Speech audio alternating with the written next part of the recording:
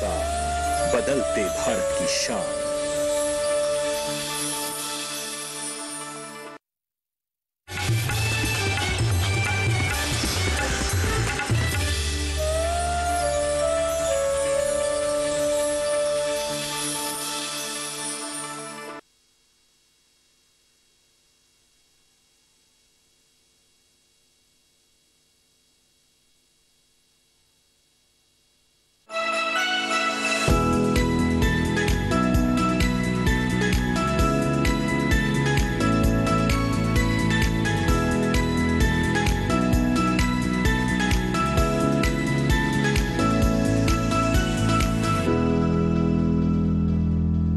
नमस्कार, आप देख रहे हैं दूरदर्शन किसान कृषि दर्शन कार्यक्रम में आप सभी का स्वागत है।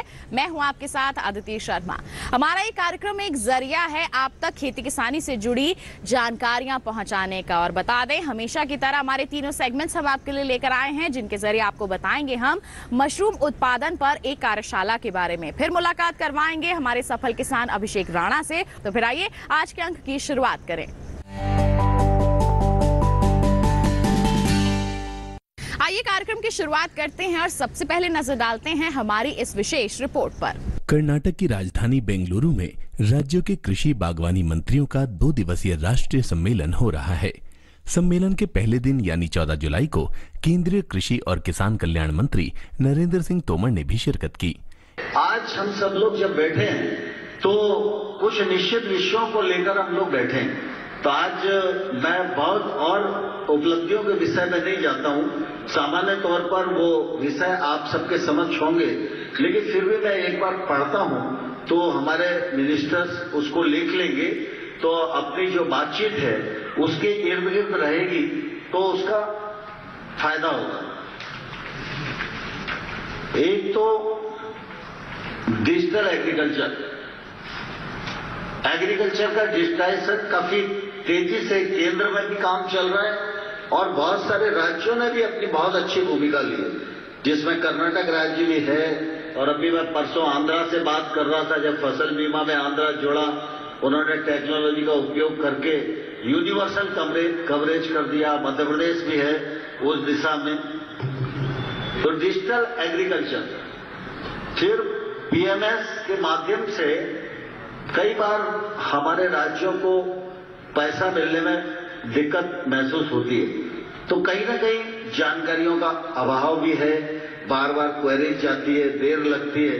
तो उस मामले में भी एक प्रेजेंटेशन होगा जिससे राज्य के अधिकारी, मिनिस्टर सभी अपडेट रहें कि भाई ये पैसा प्राप्त करना है तो इसके लिए क्या क्या हमें करना चाहिए। तो एडवांस में हम करते रहेंगे तो तकलीफ नहीं होगी। प्रधानमंत्री फसल बीमा योजना, इसके कवरेज को हम कैसे और बढ़ा सकते हैं। एफपीओ 10,000 बनाने की योजना है, इस पर 6,865 करोड़ रुपया केंद्र सरकार खर्च कर रही है। आज भी आपने देखा एफपीओ को जो उनकी पूंजी की राशि है पर मेंबर, उसको आज भी अपन लोगों ने उनके अकाउंट में ट्रांसफर करने का काम किया है। इसी प्रकार से ई-नाम प्रोजेक्ट, ये लगभग देश भर की जो कृषि उपज मंडियां हैं उनमें 1,000 मंडी ई-नाम प्रोजेक्ट से जुड़ गई है। लगभग 1.5 लाख करोड़ के आसपास इसमें व्यापार हो रहा है। बड़ी मात्रा में किसान और व्यापारी इस प्लेटफॉर्म से जुड़ गए हैं। इस प्लेटफॉर्म को और सुगम किया गया है और आसान किया गया है, जिससे ट्रांसपेरेंसी बढ़े और देश भर की और मंडियों को भी इसमें कैसे जोड़ा जाए। हॉर्टिकल्चर को बढ़ावा देना, फर्टिलाइजर की बात मैंने आपको कर दी है, उसमें भी एक प्रेजेंटेशन होगा। पीएम किसान को सैचुरेशन पॉइंट तक ले जाना, मतलब मेरे राज्य में कोई भी ऐसा आदमी बचना नहीं चाहिए जो पात्र है और उसको पीएम किसान के 6,000 रुपया नहीं मिल रहा है। इस बार इंटरनेशनल मिलेट वर्ष भारत ने 2018 में संयुक्त राष्ट्र सभा में माननीय प्रधानमंत्री नरेंद्र मोदी जी ने कहा था कि यूएन को मिलेट वर्ष एक मनाना चाहिए। पूरे वर्ष भर मोटे अनाज का प्रचार प्रसार हो, और ये मोटा अनाज बाजरा है, ज्वार है, रागी है, अन्य चीजें भी आज भी ये सामने हमारे जो प्रदर्शन किया गया ये भी मिलेट से ही संबंधित है कुल मिला के। तो इसको भोजन की थाली में सम्मान कैसे मिले। एक जमाना था भोजन की थाली में इसका प्रमुख स्थान था और इसकी न्यूट्रिशन वैल्यू तो बहुत है ही, और जब इसका उपयोग होता था तो आदमी हट्टे कट्टे होते थे, बीमारियां नहीं होती थी और झंझट नहीं होता था। लेकिन धीरे धीरे थाली में महत्ता गेहूं और धान को अधिक मिल गई, उसके कारण डायबिटीज भी बढ़ रही है, बाकी प्रॉब्लम भी बढ़ रही है और यह मिलेट्स का स्थान कम हो गया। इसके कारण कई प्रकार की दिक्कतें खड़ी हुई हैं। इसलिए संयुक्त राष्ट्र सभा ने तय किया है 2023 पूरा 72 देशों में मिलेट्स ईयर के रूप में मनाया जाएगा। भारत इसकी अध्यक्षता करेगा और ये पूरा 2023 में देश भर में धूमधाम से ये कार्यक्रम होगा। इसका भी एक प्रेजेंटेशन आप सबके समक्ष रहेगा, तो वो प्रेजेंटेशन में भी हम अपने राज्य में क्या कर सकते हैं वो अभी से हम लोग उससे जुड़ जाएंगे। इसी प्रकार से एग्री इंफ्रा फंड जो एग्रीकल्चर के क्षेत्र में 1 लाख करोड़ है, एनिमल हस्बेंड्री के लिए 15,000 करोड़ है, फिशरीज के लिए 20,000 करोड़ है, हर्बल खेती के लिए 4,000 करोड़ है, आपका फूड प्रोसेसिंग के लिए 10,000 करोड़ है और 500 करोड़ रुपया मधुमक्खी पालन के लिए है। ऐसे कुल मिला के हम लोग चूंकि एग्रीकल्चर के क्षेत्र में यहाँ बैठे हुए हैं तो 1 लाख करोड़ रुपया हमारे पास उपलब्धता है जो बैंकों से हमको मिल सकता है ब्याज की सब्सिडी के साथ। बहुत सारी झंझटें इसमें नहीं करना पड़ेगी। हम लोग लगातार मॉनिटरिंग करते हैं। अभी तक 13,000 करोड़ रुपए के प्रोजेक्ट आए, उसमें 9,000 करोड़ रुपए के प्रोजेक्ट सैंक्शन हो गए। मध्य प्रदेश जैसे अनेक राज्यों में काफी बढ़ चढ़ के उसमें काम किया है। मैं चाहता हूं कि उसको आपके राज्य में भी हम लोगों ने पैसा आवंटित किया है कि कम से कम इतना तो मिल ही सकता है, लेकिन अगर राज्य थोड़ा और तेजी के साथ आगे बढ़े तो ज्यादा पैसा भी उन राज्यों को मिल सकता है। तो इसमें भी और कैसे तेजी लाई जाए। इसी प्रकार से नेचुरल फार्मिंग, प्राकृतिक खेती, प्रधानमंत्री जी ने भी इस पर बल दिया है। इसका मिशन भी बनाया जा रहा है और इस प्राकृतिक खेती से निश्चित रूप से माटी की स्वच्छता भी बढ़ेगी, उत्पादन भी स्वच्छ होगा और निश्चित रूप से देश भी स्वच्छता की ओर बढ़ेगा। किसान की लागत भी कम होगी और हमारे किसानों का उत्पादन महंगे दामों पर भी मिलेगा। इसलिए नेचुरल फार्मिंग को मिशन मोड पर हम कैसे बढ़ाएं। बहुत सारे राज्यों ने इसमें अच्छा काम किया है और निश्चित रूप से बहुत तेजी के साथ राज्य आगे बढ़ भी रहे। तो और पूरे देश में हर राज्य में इस काम को हम कैसे बढ़ा सकते हैं, केंद्र सरकार इसमें मदद करने के लिए तैयार है। ठीक इसी प्रकार से आईसीआर आमतौर पर यह जो हमारा संगठन है भारतीय कृषि अनुसंधान परिषद, जिसके डीजी डॉक्टर महापात्रा जी हैं और इस विभाग के वो सेक्रेटरी भी हैं, देश भर में ये कम से कम 800 साढ़े 800 संस्थानों के रूप में फैला हुआ है। हर जिले में एक कृषि विज्ञान केंद्र है, 700 से अधिक कृषि विज्ञान केंद्रों में काम करते हैं, 74 से अधिक एग्रीकल्चर यूनिवर्सिटियां हैं, 3 सेंट्रल यूनिवर्सिटियां हैं, 100 से अधिक आईसीआर के संस्थान हैं जो रिसर्च कर रहे हैं। और अगर हम देखेंगे तो स्वाभाविक रूप से आज खेती के क्षेत्र में एक तरफ सरकारों की जो किसान हितैषी नीतियां हैं उनका योगदान है, किसानों के परिश्रम का योगदान है, लेकिन उत्पादकता बढ़ाने में, टेक्नोलॉजी के इंटरवेंशन में जो हमारे वैज्ञानिकों का योगदान है वो भी निश्चित रूप से अभूतपूर्व है।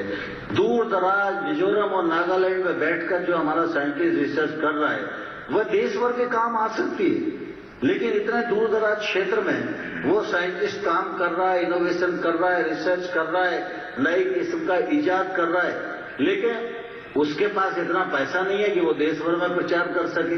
हमको मालूम नहीं है तो हम उसके पास तक नहीं पहुंच पा रहे। इसलिए मैंने महापात्रा जी को कहा था कि आईसीआर का भी एक प्रेजेंटेशन हमें करना चाहिए, जिससे जो राज्य अगर वहां तक पहुंचना चाहते हैं, उनकी उत्सुकता है, उनकी आवश्यकता है, तो वो राज्य कम से कम उस टेक्नोलॉजी तक पहुंच सकें। कार्यक्रम में वक्त हो चला है एक छोटे से ब्रेक का। आप कहीं मत जाइए, हम जल्द ही हाजिर होंगे। बने रहिए दूरदर्शन किसान पर, देखते रहिए कार्यक्रम कृषि दर्शन।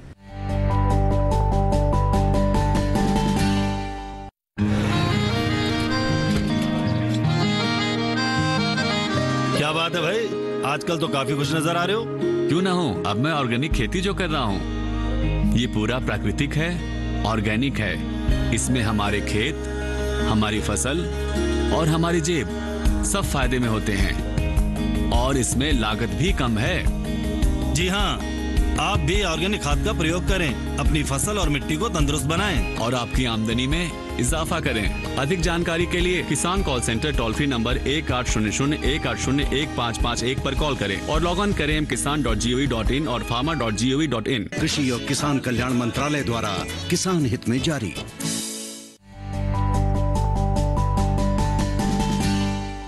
आइए अब कार्यक्रम में नजर डालते हैं हमारे सेगमेंट विज्ञान और किसान पर।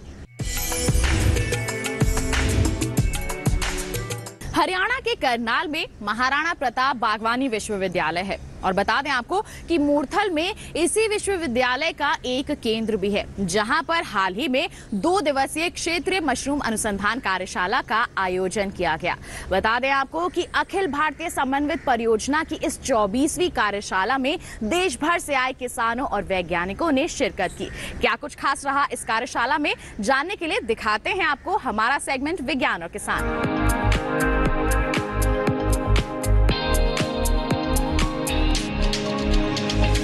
महाराणा प्रताप बागवानी विश्वविद्यालय करनाल के क्षेत्रीय मशरूम अनुसंधान केंद्र मूर्थल अखिल भारतीय समन्वित अनुसंधान परियोजना की 24वें समूह की 2 दिवसीय कार्यशाला का शुभारंभ संयुक्त रूप से मुख्य अतिथि ICAR नई दिल्ली के उप महानिदेशक डॉक्टर आनंद कुमार व अन्य विशिष्ट अतिथि डी क्रस्ट मूर्थल के VC डॉक्टर राजेंद्र कुमार ने किया। कार्यक्रम की अध्यक्षता MHU के कुलपति प्रोफेसर समर सिंह ने की। ICAR नई दिल्ली के उप महानिदेशक डॉक्टर आनंद कुमार ने वैज्ञानिकों को संबोधित करते हुए कहा कि देश में कुपोषण की समस्या है, जिसको दूर करने में मशरूम एक अहम भूमिका निभा सकती है, क्योंकि विटामिन D के अलावा अन्य महत्वपूर्ण पोषण तत्वों से भरपूर है। हालांकि देश में अन्न उत्पादन काफी अधिक है, लेकिन कुपोषण से निजात पाने के लिए फल सब्जियों के अलावा मशरूम की विशेष महत्वता है। हालांकि देश में फल सब्जियों का उत्पादन 331 मिलियन टन है, पर देश में मशरूम के गुणवत्तापूर्ण बीज की कमी बनी हुई है। इसके अलावा किसानों की आय दोगुना करने में भी मशरूम महत्वपूर्ण भूमिका निभाएगी। MHU कुलपति प्रोफेसर समर सिंह ने बताया कि वैज्ञानिकों से नई तकनीक अपनाकर मशरूम के उत्पादन व खान-पान और मूल्य संवर्धन पर काम करना चाहिए। MHU कुल सचिव डॉक्टर अजय सिंह ने कार्यशाला में आए देश भर के वैज्ञानिकों का स्वागत करते हुए कहा कि देश में मशरूम उत्पादन में हरियाणा अग्रणी राज्य है। यहाँ के किसानों ने कम लागत में उत्पादन करने की तकनीक इजाद की है। हम बटन मशरूम की खेती करते हैं, फार्मिंग करते हैं, हाईटेक फार्मिंग करते हैं। हमारे बटन मशरूम प्लांट की कैपेसिटी है महीने की 120 टन से लेके 135 टन, सालाना 1400 किलो से लेके सालाना 1400 टन से लेके 1600 टन बटन मशरूम हम उगाते हैं। और इस इंस्टीट्यूट से मुझे ये फ़ायदा मिला है कि जहाँ लोग सोचते थे कि एक छोटा प्लांट लगाया जाए, मेहनत वाला काम है, यहाँ पे डॉक्टर यादव की सलाह के कारण मैंने अपना नॉर्थ इंडिया का सबसे बड़े प्लांटों में से एक प्लांट, और जहाँ तक फ्रेश की मार्केट में है सबसे बड़ा प्लांट हम रन कर रहे हैं। तो इस इंस्टीट्यूट से हमें बहुत हेल्प मिली है और साथ में ही अपने आसपास के एरिया में रोज़गार भी बहुत क्रिएट हुआ है। डायरेक्टली 250 से 300 बंदों को रोज़गार देते हैं, इनडायरेक्टली शायद 1000 से 1200 खानदान को रोज़गार देते हैं। मैं 2009 से मशरूम की खेती कर रहा हूँ, जबकि मेरा बिजनेस दूसरा भी है, लेकिन एक रेगुलर काम करने के लिए मेरे को काम की ज़रूरत थी। तो मैंने मूर्थल सेंटर से ट्रेनिंग ली और यहाँ से मैंने प्रशिक्षण लेके अपना काम शुरू किया था। एक कच्ची झोपड़ी से, 2 झोपड़ी से मैंने शुरू किया था। अगर आज झोपड़ी की बात करें तो मैं 15 से 20 झोपड़ी लगाता हूँ, लेकिन मैंने साथ के साथ पिछले साल 2021 में अपना कंट्रोल यूनिट लगा लिया, कंपोस्ट यूनिट लगाया है और साथ में ग्रोइंग रूम भी है। और उसमें ठीक है, मेरा बहुत बढ़िया चल रहा है और कम से कम 25-30 लेबर को मैंने काम दे रखा है। मैं 91 से एक झोपड़ी से स्टार्टिंग मेरी घर के आंगन से शुरुआत हुई थी और आज मैं जो कच्ची सीजनली झोपड़ियों की बात की जाए तो लगभग 125 झोपड़ियों में काम करता हूँ। उसके बाद मेरे पास आज कंपोस्ट यूनिट, स्पान यूनिट और ग्रोइंग, जो पूरे साल हम 12 महीने तक मशरूम उगा सकते हैं। लेकिन आज जो समय है, खेती दर जो घटती आ रही है, औसत दर जो घटती आ रही है, क्योंकि इसमें उसके लिए किसान इतने छोटे किसान पर आ गया, आधे एकड़ तक किसान आ चुका है। लेकिन उसके लिए एक मशरूम बड़ा अच्छा वो है, उसके लिए बेरोजगारी के लिए उसमें अपने घर एक छोटे से भी काम से स्टार्टिंग की जा सकती है। जो भाई खुद का कंपोस्ट नहीं बना सकता, वो कंपोस्ट लेकर बने बैग मिलते हैं वहाँ से लगाकर, और एक अच्छी मार्केट है हमारे यहाँ। जैसे आज ये मुरथल में प्रोग्राम है, इन प्रोग्राम से हमें बहुत कुछ सीखने को मिलता है। यहाँ पे एक मशरूम का अगर सोनीपत की बात करी जाए तो इस सेंटर का बहुत बड़ा लाभ मिला और यहाँ पे एक हब, मशरूम का हब बन चुका है। मैंने 2006 में मशरूम उगाना शुरू किया था। टोटल पराली के ऊपर मैं मशरूम उगाता हूँ। 30 से 32 झोपड़ियाँ मैं लगाता हूँ। मैं कई तरह की मशरूमें उगाता हूँ, जैसे बटन है, ऑयस्टर है, कॉर्डिसेप मेलेट्रीज है, ऋषि मशरूम है, और इस तरह की मशरूमें हमने सारा यहाँ से भी सीखा है और मैंने सोलन भी कई ट्रेनिंग ली है। मशरूम इसलिए ज़रूरी है कि आज हमारे हिंदुस्तान के अंदर जो खेती के अंदर हम जो जहर का उपयोग कर रहे हैं अनाधुन, उससे हमारे शरीर के अंदर एक विटामिन B17 की कमी होती है। विटामिन B12 का काम होता है कि रोग प्रतिरोधक क्षमता कम हो जाती है, और विटामिन B17 का काम होता है कि जो अनावश्यक सेल्स बनते हैं उसको ख़त्म करती है वो। जैसे सेल्स का बढ़ना और मरना, ये प्रक्रिया 24 घंटे चलती है। तो अगर विटामिन B17 और विटामिन B12 की अगर हम पूर्ति करें तो बहुत सारी हमारी मेडिसिनल मशरूमें हैं, जैसे कॉर्डिसेप है, वो कैंसर सेल्स को मारती है। गैनोडर्मा मशरूम है, उसके अंदर पॉलीसेक्राइड्स बहुत तादाद में पाया जाता है, वो कैंसर का एंटीवायरस है। और जो ऑयस्टर है, बटन है, वो हमें बहुत सारे रोगों से बचा सकती है मशरूम। और जो भी हमारी बॉडी के अंदर जो आज जहर जा रहा है, सब्जियों के थ्रू है, सिंथेटिक दूध आ रहा है, अनाज में हम लोग अंधाधुंध पेस्टिसाइड डाल रहे हैं, जो भी हमारे बॉडी के टॉक्सिन जो बॉडी के अंदर पहुंचते हैं, उसको मशरूम उसको निकालने की एक बहुत अहम भूमिका निभाती है। मशरूम की खेती के साथ मैं पिछले 27 साल से जुड़ा हुआ हूँ। मशरूम को जो है वो एज ए साइड बिजनेस, किसान जो है हमेशा खर्चे का घर होता है, परंतु उसके पास इनकम का सोर्स 6 महीने बाद आता है। हमारा रोज़मर्रा का जो है वो खर्चा चलाने के लिए मैंने मशरूम की खेती में आया था। मेरा सौभाग्य है कि मैं यूनिवर्सिटियों के साथ टच रहा, DRM सोलन के साथ, मुरथल सेंटर के साथ, और आज मैं एंटरप्रेन्योर हूँ और मशरूम इंडस्ट्री ऑफ इंडिया में स्टैंड करता हूँ। अगर आज की बात करूँ 27 साल के कैरियर की, तो इसके अंदर आज मैं सीड टू प्लेट काम कर रहा हूँ। मशरूम का बीज बनाता हूँ और बीज के साथ साथ कंपोस्ट, प्रोडक्शन और मशरूम की जो है प्रोसेसिंग। जो नए लोग रोज़गार में आते हैं उन्हें हम इस चीज़ का आश्वासन दिलाते हैं भी अगर आप अपनी मशरूम पैदा करोगे तो आपको कोई बेचने में दिक्कत आएगी तो हम आपकी मशरूम को जो है अपने यूनिट पे ख़रीदने के लिए तैयार हैं।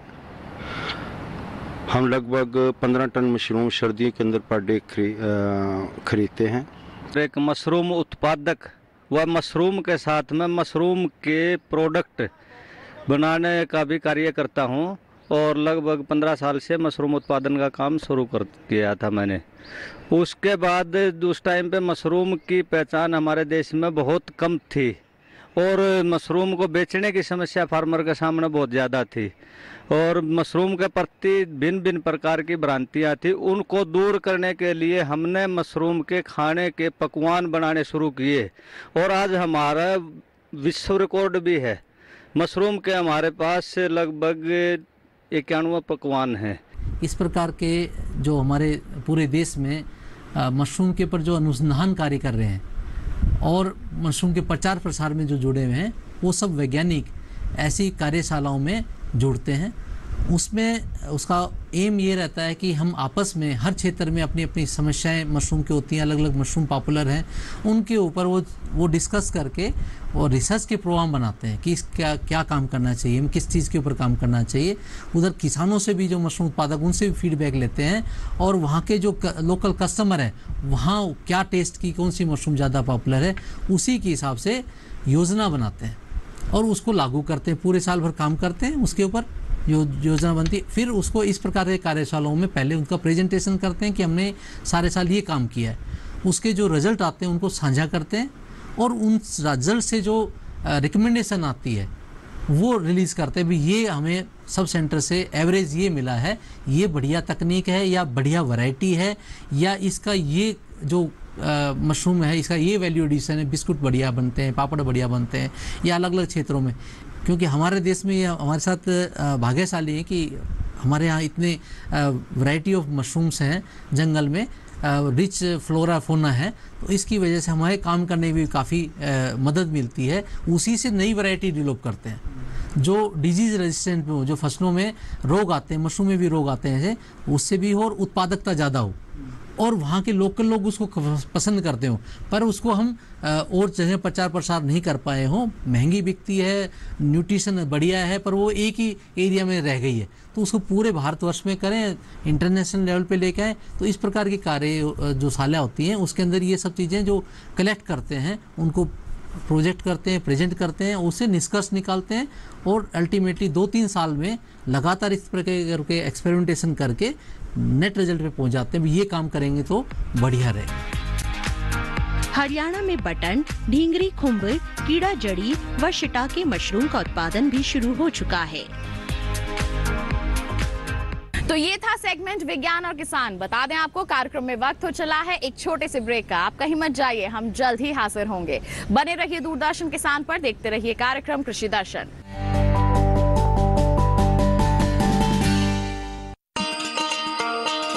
किसान भाइयों, गांठ बांध लो, गांठ बांध लो, बात बहुत है काम की, समृद्धि के पैगाम की। मिट्टी के मिजाज को समझो, मिट्टी के हर राज को समझो, मिट्टी की तुम जांच कराओ, मुफ्त सॉइल हेल्थ कार्ड ले जाओ। कभी मुनासिब बीज लगाओ, सही किस्म की खाद ले आओ, जितनी जरूरी उतनी डालो, सही मात्रा खुद पहचानो, इसको अपना मंत्र बना लो, मिट्टी की सेहत को जानो। बात बहुत है काम की, कम लागत अधिक वरदान की। किसान भाइयों, गांठ बांध लो, आज ही मिट्टी की जांच कराएं। राज्य सरकार के कृषि अधिकारी से संपर्क करें और मुफ्त में सॉइल हेल्थ कार्ड पाएं। कृषि और किसान कल्याण मंत्रालय द्वारा किसान हित में जारी। ब्रेक के बाद दूरदर्शन किसान के कार्यक्रम कृषि दर्शन में आप सभी का फिर से स्वागत है। आइए अब आपको दिखाते हैं हमारा सेगमेंट कृषि स्टार्टअप।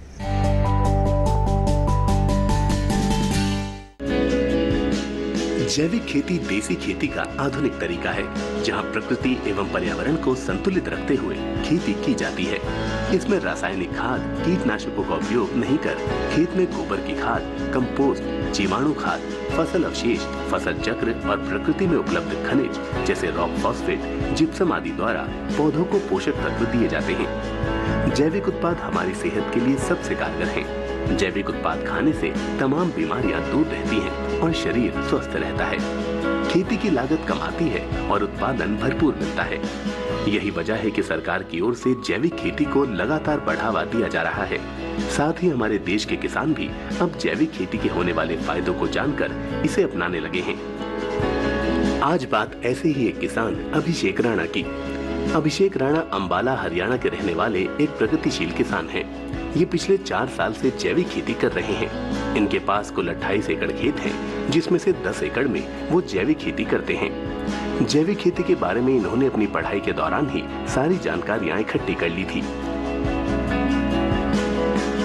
मैं पिछले 4 सालों से ऑर्गेनिक खेती कर रहा हूँ। ऑर्गेनिक खेती मेरे लिए कोई एक नया कॉन्सेप्ट नहीं था। जहाँ से जैसे मेरी पढ़ाई हुई है गुरुकुल कुरुक्षेत्र से 2002 से 2011 तक, मतलब मैं चौथी क्लास में वहाँ पे गया था। तो चौथी क्लास से मैं जब तक मैंने +2 किया, मैंने वहाँ पे ऑर्गेनिक खेती को ही वहाँ पे देखा है कि किस तरीके से वहाँ पे गाय के गोबर के द्वारा ही खेती की जाती थी। गौमूत्र को एक तालाब में इकट्ठा करके और उसकी पानी के साथ सिंचाई की जाती थी पूरी ज़मीन के अंदर। तो मेरे लिए कोई नया एक कॉन्सेप्ट नहीं था कि जो मैं अपनी ज़मीन पे करने के लिए, मुझे जैसे मैंने उसको स्टार्ट किया है तो कुछ उसमें नया नहीं था मेरे लिए करने के लिए। तो वो मैं शुरू से देखा है, वो मैंने उसको किया है अभी आके जी। शुरुआत से ही वो जैविक खेती करना चाहते थे। 1 एकड़ से इन्होंने जैविक खेती की शुरुआत की थी। फिर जैसे जैसे उत्पादों की मांग बढ़ती गई, अपने खेत में इन्होंने मुख्य फसल के रूप में दलहन को लगा रखा है। इसकी एक खास वजह पानी की बचत भी है। कम पानी में दलहनी फसलों से ज्यादा उपज हासिल की जा सकती है। अभिषेक राणा मिश्रित खेती भी करते हैं। अगर हम मिश्रित खेती में जाते हैं, जो उसकी वैल्यूएशन हम देखें कि जो वैल्यूएशन है उसकी, वो उससे कहीं ज़्यादा है। जब हम मिश्रित खेती करते हैं तो एक चीज़ हमारे को मतलब कि कोई जैसे कि मेरे पास गेंदे का फूल अभी गेहूं में लगा हुआ है, वो मैंने नियर अबाउट ज़्यादा नहीं 10,000 रुपये का फूल मैंने उसमें से निकाल के उसको सेल किया है। अब मेरी गेहूं अभी आने वाली है, उसके बाद मेरा अमरूद भी उसमें तैयार हो रहा है। घर के लिए मेरी मूली जो सब्जी यहाँ से मैं लेके जा रहा हूँ वो भी इसी प्लाट में लगी हुई है। तो मेरे हिसाब से अगर हम ओवरऑल उसकी एक कैलकुलेशन निकाले तो वो कहीं ज़्यादा है जी। तो ये था हमारा आज का कार्यक्रम कृषि दर्शन। उम्मीद करते हैं आज के कार्यक्रम में दी गई जानकारियां आपके लिए जरूर लाभकारी साबित हुई होंगी। चलते चलते एक और बात आपको बता दें, टीवी स्क्रीन पर दिखाए जा रहे QR कोड को आप स्कैन कर लीजिए, सीधा पहुंच जाएंगे हमारे YouTube चैनल पर और दोबारा हमारा ये कार्यक्रम आप देख सकते हैं। साथ ही आप हमारी ईमेल ID भी नोट कर सकते हैं। हमारी ईमेल ID है krishidarshandddk@gmail.com। हमारा पता है कृषि दर्शन, कमरा number 59A, CPC Doordarshan, Khelgaon, नई दिल्ली 110049। तो इसी के साथ हमें दीजिए इजाजत, लेकिन आप बने रहिए दूरदर्शन किसान पर। नमस्कार।